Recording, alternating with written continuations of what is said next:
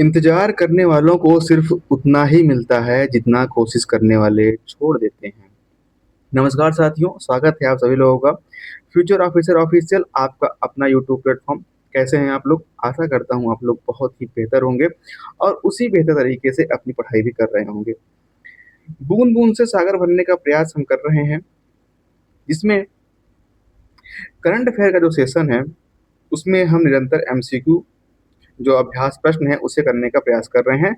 और इस क्रम में हम 2026 6 दिसंबर पीसीएस एग्जाम को टारगेट में रखकर नवंबर 2025 से नवंबर 2026 तक के जितने भी घटनाक्रम है जो हमारे लिए पीसीएस एग्जाम के लिए इम्पोर्टेंट है उन पर आधारित प्रश्नों का अभ्यास कर रहे हैं। और इस क्रम में अब तक 7 क्लास हो चुकी है। छोटी-छोटी क्लास के माध्यम से, छोटे-छोटे सेशन के माध्यम से हम प्रश्नों का अभ्यास कर रहे हैं। तो आइए उसी क्रम में आगे बढ़ते हैं और आज भी हम 10 से 15 प्रश्न करने का प्रयास करेंगे। आपका ये उत्तरदायित्व ये होगा कि आप प्रश्न को पढ़ेंगे और इसके पहले आपने इन चीज़ों को देख रखा है, क्योंकि 1-2 महीने पहले के करंट अफेयर हैं, उन पर आधारित प्रश्नों का अभ्यास करना है। तो रिकॉल करेंगे और रिवीजन करेंगे और कमेंट में अपना सही जवाब लगाकर आगे बढ़ेंगे। तो शुरू करते हैं। प्रश्न संख्या 44। इसके पहले के सेशन में हमने 43 प्रश्न लगभग कर लिया है। तो आइए पहला प्रश्न है, भारत की पहली एकीकृत लिथियम आयन बैटरी और दुर्लभ पृथ्वी चुंबक रिसाइकलिंग सुविधा का उद्घाटन किस राज्य में किया गया है? आपके ऑप्शन है गुजरात, महाराष्ट्र, उत्तर प्रदेश और कर्नाटक। बताइए। जैसे कि थंबनेल आपने देखा होगा कि ये यूपी स्पेशल करंट अफेयर आज डिस्कस करने का प्रयास किया जा रहा है। तो 10 से 15 प्रश्न आपको केवल उत्तर प्रदेश विशेष का देखने को मिलेगा कि इस धर बीच उत्तर प्रदेश में क्या ऐसी घटनाएं हुई करंट अफेयर से रिलेटेड जहां से प्रश्न बनने की संभावना है। तो उन्हीं प्रश्नों को हम पहले करेंगे। तो बताइए। तो जैसे भारत की पहली एकीकृत लिथियम आयन बैटरी और दुर्लभ पृथ्वी चुंबक रिसाइकलिंग सुविधा का उद्घाटन किस राज्य में किया गया? तो साथियों उत्तर प्रदेश में किया गया है और उत्तर प्रदेश के सिकंदराबाद में इसका उद्घाटन किया गया है। इसे आप ध्यान में रखेंगे। अगर जिला पूछ ले ये उत्तर प्रदेश में कहाँ किया गया, तो सिकंदराबाद में किया गया है। और यह है क्या? यह भारत की पहली एकीकृत लिथियम आयन बैटरी और दुर्लभ पृथ्वी चुंबक रिसाइकलिंग सुविधा का संयंत्र है। इसका उद्घाटन उत्तर प्रदेश में किया गया है। ऑप्शन सी इस प्रश्न का सही जवाब होगा। आगे बढ़ते हैं, आते हैं हम प्रश्न संख्या 44 के बाद प्रश्न संख्या 45 पर। 45 प्रश्न कह रहा है कि दुधवा टाइगर रिजर्व हाल ही में जहां हिमालयी ग्रिफॉन गिद्धों की मृत्यु दर्ज की गई, उत्तर प्रदेश के किस जिले में स्थित है? दुधवा टाइगर रिजर्व हाल ही में जहां हिमालयी ग्रिफॉन गिद्धों की मृत्यु दर्ज की गई, उत्तर प्रदेश के किस जिले में स्थित है ये आपको बताना है। और आपके ऑप्शन है महाराजगंज, बलरामपुर, लखीमपुर खीरी, बहराइच। तो किसी कारण से अगर कोई पारिस्थितिक क्षेत्र, जैव मंडल, रिजर्व, अभ्यारण्य अगर चर्चा में रहता है तो वहां से प्रश्न हमें देखने को मिलता है। तो हिमालयी ग्रिफॉन गिद्ध जो है यहाँ पे इनकी 25 से अधिक गिद्धों की जो मृत्यु यहाँ पर दर्ज की गई है दुधवा टाइगर रिजर्व में, ये कहाँ पर स्थित है आपको बताना है। तो साथियों दुधवा टाइगर रिजर्व लखीमपुर खीरी में स्थित है, उत्तर प्रदेश के लखीमपुर खीरी में स्थित है। इसे आप ध्यान में रखेंगे। और ये हिमालय ग्रिफॉन गिद्ध जो है इनकी 25 से अधिक जो गिद्ध हैं इनकी यहाँ पर मृत्यु दर्ज की गई है। और गिद्धों की मृत्यु जानते हैं किस कारण से होती है? गिद्धों की जो अधिकतर मृत्यु का कारण है वो द्वितीय विषाक्तता जो विषैले रसायन होते हैं, जैसे कोई जानवर उसे खा लेता है, फिर जानवर की मृत्यु हो जाती है और मरे हुए जानवरों को फिर वो गिद्ध खा लेते हैं। इसलिए उनकी मृत्यु का सबसे प्राथमिक कारण ये जो द्वितीयक विषैले रसायन तत्व हैं उनको देखा जाता है। तो आइए आगे बढ़ते हैं हम प्रश्न संख्या 45 के बाद आते हैं हम प्रश्न संख्या 46 पर।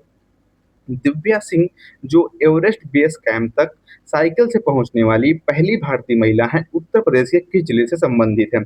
जब हम कोई ऐसे घटनाक्रम देखते हैं जो पहली बार हुआ हो, जो इम्पोर्टेंट हो जाता है हमारे एग्जाम के लिए, तो दिव्या सिंह जो एवरेस्ट बेस कैंप तक साइकिल से पहुंचने वाली पहली भारतीय महिला है, उत्तर प्रदेश के किस जिले से संबंधित है ये आपको बताना है। आपके ऑप्शन है प्रयागराज, गोरखपुर, मेरठ, झांसी।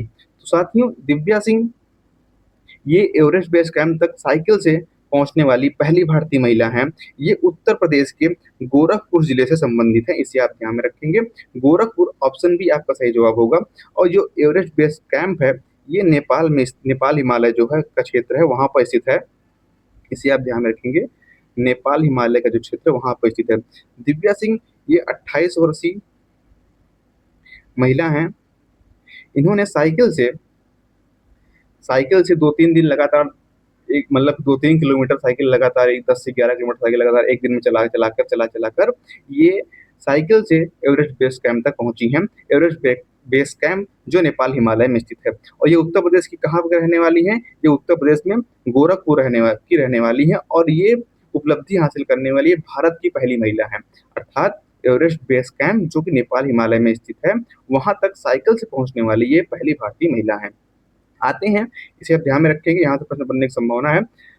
प्रश्न संख्या 46 के बाद आते हैं हम प्रश्न संख्या 47 पर।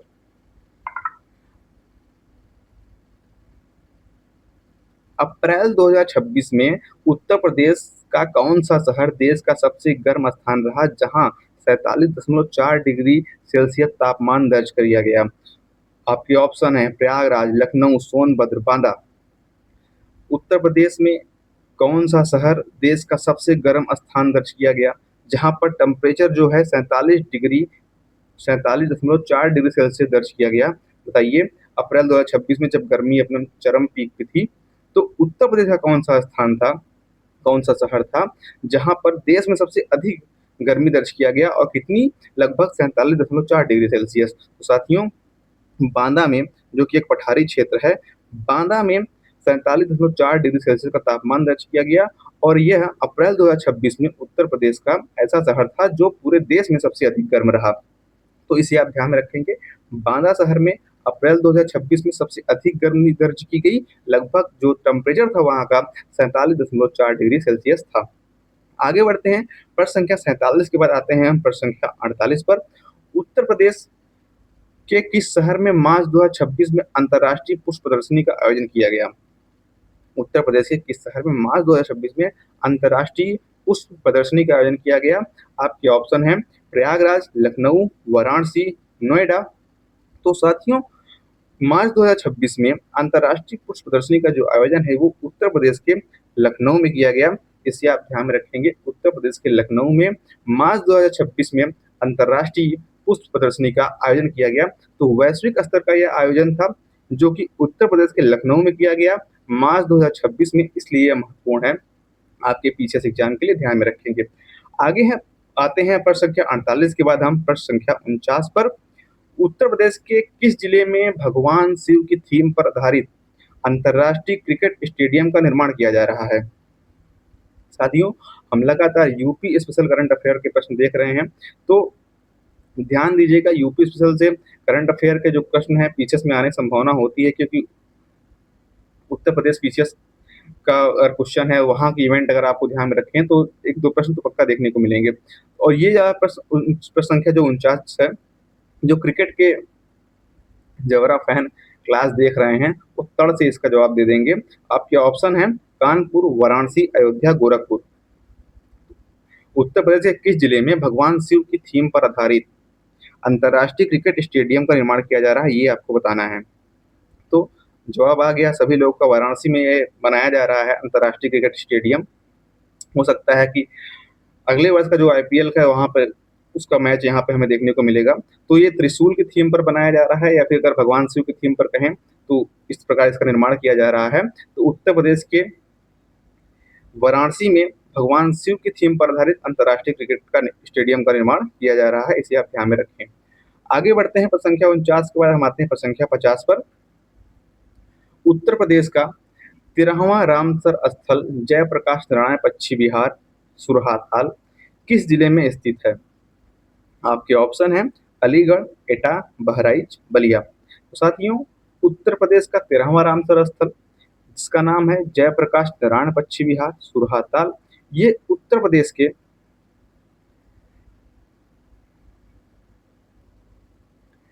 बलिया में स्थित है। जो उत्तर प्रदेश का 13वां रामसर स्थल है जयप्रकाश नारायण पक्षी विहार सुरहाताल, यूपी के बलिया में स्थित है, इसे आप ध्यान में रखेंगे। और यह भारत का 100वां रामसर स्थल है, इसे भी आप ध्यान में रखेंगे। भारत में अब अभी तक रामसर स्थलों की जो संख्या है वो 100 हो गई है, और इस संख्या के साथ भारत एशिया में फर्स्ट नंबर पे है, पहले स्थान पर, इसे आप ध्यान में रखेंगे। साथ ही अगर हम कुछ और इम्पोर्टेंट फैक्ट की बात करें तो विश्व स्तर पर, वैश्विक स्तर पर भारत जो है तीसरे स्थान पर है, दूसरे स्थान पर मैक्सिको है और पहले स्थान पर यूएसए है। तो वैश्विक स्तर पर भारत रामसर स्थलों की सूची में 100 रामसर स्थल के साथ तीसरे स्थान पर है, मैक्सिको दूसरे स्थान पर है, यूएसए पहले स्थान पर है और एशिया में भारत 100 रामसर स्थलों के साथ पहले स्थान पर है, ये आप ध्यान में रखेंगे। अब भारत की बात करें तो भारत में सबसे अधिक रामसर स्थल जो है पहले स्थान पर 20 रामसर स्थल के साथ तमिलनाडु पहले स्थान पर है और 13 रामसर स्थल के साथ यूपी दूसरे स्थान पर है।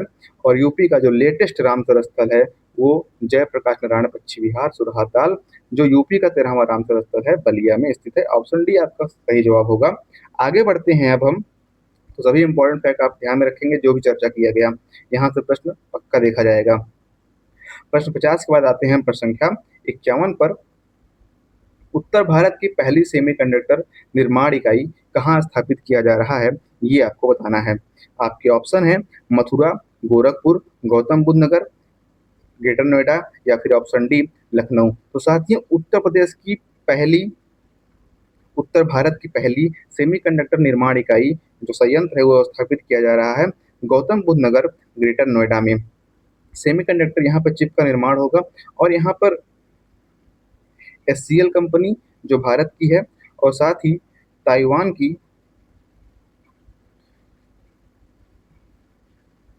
फॉक्सकॉन जो कंपनी है वो संयुक्त रूप से यहाँ पर निर्माण करेंगी, तो इसे भी आप ध्यान में रखिएगा। यहाँ पर अब भारत में चिप का निर्माण जो है वो संभव हो पाएगा। भारत अपने चिप की जो आवश्यकता है उसका लगभग 95 से 97% निर्यात करता है, अर्थात पूरी तरीके से निर्यात पर निर्भर है। तो अब देश में कई स्थानों पर सेमीकंडक्टर निर्माण संयंत्र का स्थापना किया गया है, जैसे गुजरात में, असम में। तो उत्तर भारत में जो पहली सेमीकंडक्टर निर्माण इकाई है उसकी स्थापना गौतम बुद्ध नगर, ग्रेटर नोएडा में की गई है और यहाँ पर संभावना है कि लगभग 2028 तक चिप निर्माण का जो कार्य है वो शुरू हो जाएगा, उत्पादन शुरू हो जाएगा, तो इसे आप ध्यान में रखेंगे। प्रश्न संख्या 51 के बाद हम आते हैं प्रश्न संख्या 52 पर। उत्तर प्रदेश सरकार ने डेटा गवर्नेंस को मजबूत करने के लिए किस नए प्राधिकरण के गठन की घोषणा की है? डेटा गवर्नेंस आज के आधुनिक युग में बहुत ही इंपॉर्टेंट है। तो उत्तर प्रदेश सरकार ने डेटा गवर्नेंस को मजबूत करने के लिए किस नए प्राधिकरण के गठन की घोषणा की है? आपके ऑप्शन है यूपी डेटा सुरक्षा बोर्ड, राज्य डेटा केंद्र प्राधिकरण, डिजिटल यूपी मिशन या फिर सूचना तकनीकी परिषद।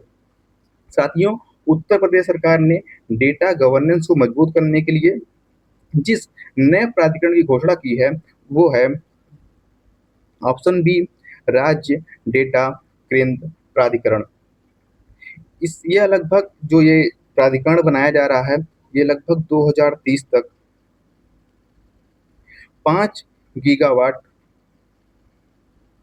तक के डेटा सेंटर्स की जो क्षमता है उसको विकसित कर लेगा। तो डेटा गवर्नेंस मजबूत करने के लिए जो नया प्राधिकरण बनाया गया है उसका नाम है राज्य डेटा केंद्र प्राधिकरण, इसे आप ध्यान में रखेंगे। आगे बढ़ते हैं, प्रश्न संख्या 52 के बाद हम आते हैं प्रश्न संख्या 53 पर।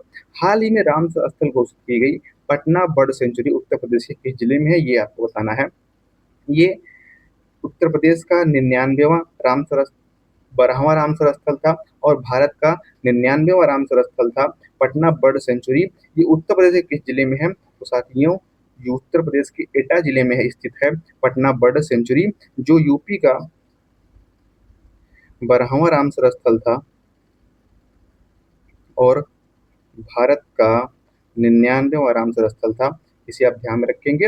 अगर पटना दे दिया जाए तो पटना से इसे बिहार से बिल्कुल मत जोड़िएगा, कंफ्यूजन नहीं होना है। पटना बर्ड सेंचुरी इसका नाम है जो कि उत्तर प्रदेश के एटा जिले में स्थित है। प्रश्न संख्या 53 के बाद हम आगे बढ़ते हैं, आते हैं प्रश्न संख्या 54 पर। हाल ही में मनाए गए उत्तर प्रदेश दिवस की थीम क्या थी, ये आपको बताना है। हाल ही में मतलब बताइए आप लोग कमेंट में कि उत्तर प्रदेश दिवस कब मनाया जाता है। तो थीम क्या है ये प्रश्न पूछा जा रहा है। आपके ऑप्शन है @ विकसित उत्तर प्रदेश, बी विकसित उत्तर प्रदेश या फिर सी विकसित भारत विकसित उत्तर प्रदेश या फिर ऑप्शन डी इनमें से कोई नहीं। तो साथियों, उत्तर प्रदेश दिवस की जो थीम 2026 की थी वो है विकसित भारत विकसित उत्तर प्रदेश। इसे आप ध्यान में रखेंगे। विकसित भारत विकसित उत्तर प्रदेश उत्तर प्रदेश दिवस 2026 की थीम थी। उत्तर प्रदेश दिवस जो मनाया जाता है वो 24 जनवरी को मनाया जाता है और 24 जनवरी 2026 को जो थीम थी विकसित भारत विकसित उत्तर प्रदेश। इसे आप ध्यान में रखेंगे। हाल ही में जो भी महत्वपूर्ण दिवस है उन पर जो मनाए जा रहे हैं मंथ वाइज उन पर हम डिस्कस कर रहे हैं। जैसे पिछले सेशन में हमने अप्रैल मई मार्च अप्रैल मई 3 महीने के जो महत्वपूर्ण दिवस थे उन्हें एक साथ देख लिया था। तो इस तरह से दिवस और उनकी थीम उनके जो संबंधित तारीख हैं उन्हें ध्यान में रखने में आसानी होती है जब हम एक साथ सब चीज़ देख लेते हैं। तो पिछले सेशन में आप अगर देखेंगे तो मार्च अप्रैल और मई महीने के जो महत्वपूर्ण दिवस थे उन्हें एक साथ देख लिया गया था। आगे आते हैं हम प्रश्न संख्या 55 पर आते हैं। भारत की पहली कमर्शियल हाइड्रोजन फ्यूल सेल यात्री नौका उत्तर प्रदेश में कहाँ संचालित किया गया ये आपको बताना है। प्रश्न संख्या 55 है कि भारत की पहली कमर्शियल हाइड्रोजन फ्यूल सेल यात्री नौका उत्तर प्रदेश में कहाँ से संचालित किया गया। आपके ऑप्शन वाराणसी, गोरखपुर, प्रयागराज, कानपुर। तो साथियों, जो भारत की पहली कमर्शियल हाइड्रोजन फ्यूल सेल यात्री नौका है उसे उत्तर प्रदेश के वाराणसी से संचालित किया गया, वाराणसी से चलाया गया। और ये संचालित कहाँ पर किया गया, राष्ट्रीय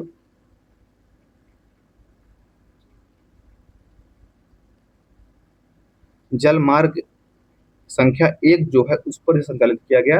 राष्ट्रीय जलमार्ग संख्या 1 जो प्रयागराज से हल्दिया को जोड़ती है, वहीं पर वाराणसी से भारत की पहली कमर्शियल हाइड्रोजन फ्यूल सेल यात्री नौका संचालित की गई। इसे आप ध्यान में रखेंगे, उत्तर प्रदेश के वाराणसी से राष्ट्रीय जलमार्ग संख्या 1 पर।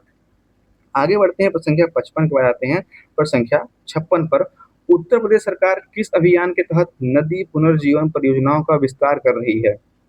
अर्थात नदी को पुनर्जीवित अर्थात उनके संरक्षण पर ध्यान दिया जा रहा है, उनकी सफाई पर ध्यान दिया जा रहा है, स्वच्छता पर ध्यान दिया जा रहा है, उन्हें प्रदूषण जो नदी अधिक प्रदूषित है उन्हें सफाई किया जा रहा है और प्रदूषण नियंत्रण का प्रयास किया जा रहा है। तो जिसे हम नदी पुनर्जीवन परियोजना कह रहे हैं।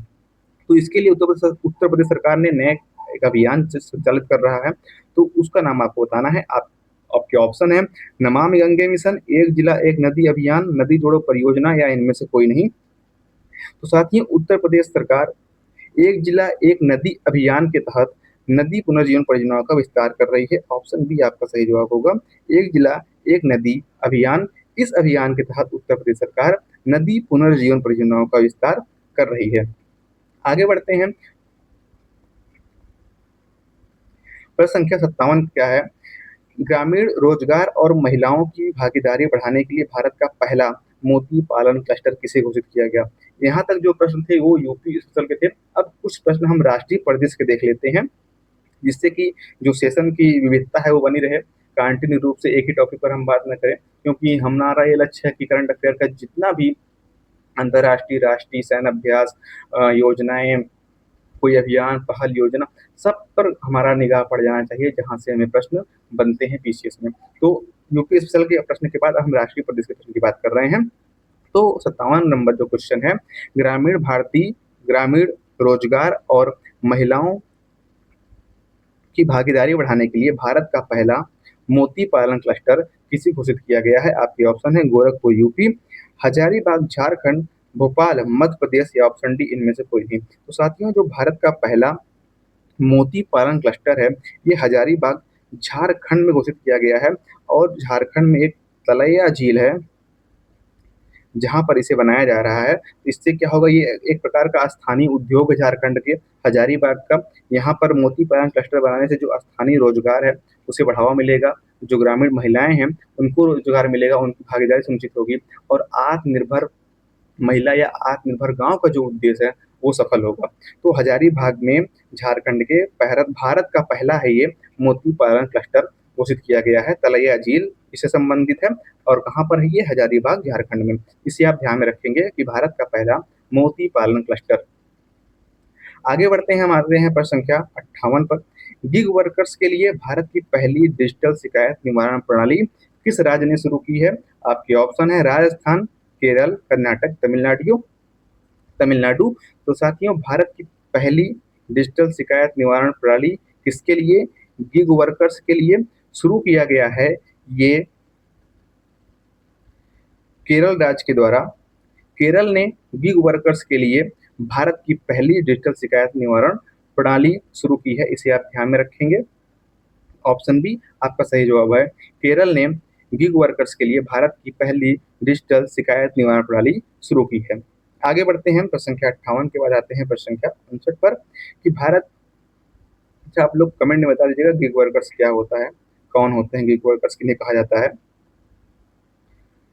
आते हैं प्रश्न संख्या 59 पर। भारत की पहली पूरी तरह से पेपरलेस राज्य न्यायपालिका बनी है। आपके ऑप्शन है सिक्किम, असम, केरल, गुजरात। तो अभी जो हम प्रश्न कर रहे हैं वो बहुत इंपॉर्टेंट है, क्योंकि ये ऐसे जो प्रश्न है कि भारत का पहला मोती पालन क्लस्टर, भारत का पहला राज्य जिसने गिग वर्कर्स के लिए शिकायत निवारण प्रणाली शुरू किया। अब हम प्रश्न जो कर रहे हैं कि भारत की पहली पूरी तरह से पेपरलेस राज्य न्यायपालिका कौन बनी है। आपके ऑप्शन है सिक्किम, असम, केरल, गुजरात। साथियों, भारत की पहली पूरी तरह से पेपरलेस राज्य न्यायपालिका सिक्किम का जो राज्य न्यायालय है वो बना है। भारत की पहली पूरी तरह से पेपरलेस राज्य न्यायपालिका सिक्किम, आपको ध्यान में रखना है।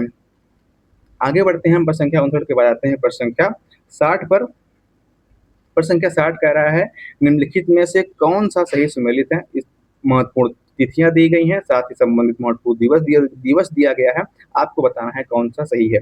पहला है 3 जून विश्व साइकिल दिवस, दूसरा है 5 जून विश्व पर्यावरण दिवस, आठवां है, तीसरा है 8 जून विश्व महासागर दिवस, या फिर चौथा है 21 जून अंतर्राष्ट्रीय योग दिवस। आपके ऑप्शन केवल 1, केवल 2, केवल 3 या फिर सभी 4। बताइए, बहुत ही आसान प्रश्न है आपके लिए।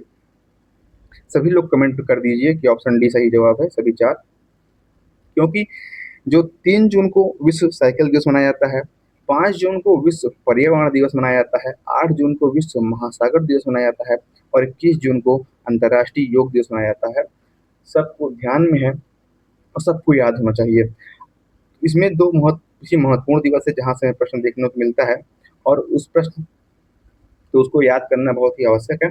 5 जून को जो पर्यावरण दिवस मनाया जाता है उसकी जो थीम थी inspired by nature for climate for our future. 5 जून को जो पर्यावरण दिवस मनाया गया 2026 का जो थीम था inspired by nature for climate for our future. और साथ ही 21 जून को जो अंतर्राष्ट्रीय योग दिवस मनाया गया उसकी जो थीम थी yoga for healthy ageing. Yoga for healthy ageing 21 जून को जो अंतर्राष्ट्रीय योग दिवस मनाया गया 2026 की जो थीम थी योगा फॉर हेल्दी एजिंग। और 5 जून को जो पर्यावरण दिवस मनाया गया उसकी थीम थी inspired by nature for climate for our future. और साथ ही एक और महत्वपूर्ण फैक्ट, 5 जून को जो पर्यावरण दिवस मनाया गया इस बार जो देश जहां पर इसका आयोजन किया गया वो था बाकू, अजरबैजान में।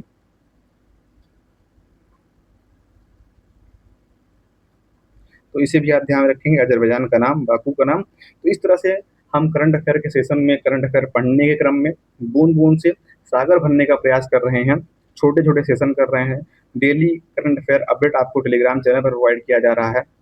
तो चैनल को सब्सक्राइब रखें और साथ ही टेलीग्राम चैनल ज्वाइन कर लें आप। वहाँ पर डेली आपको करंट अफेयर का अपडेट दिया जाता है, साथ ही वहाँ पे भी करंट अफेयर का जो अभ्यास प्रश्न है वो संचालित किए जाते हैं। बहुत बहुत धन्यवाद साथियों, आप सभी लोगों को। जय हिंद।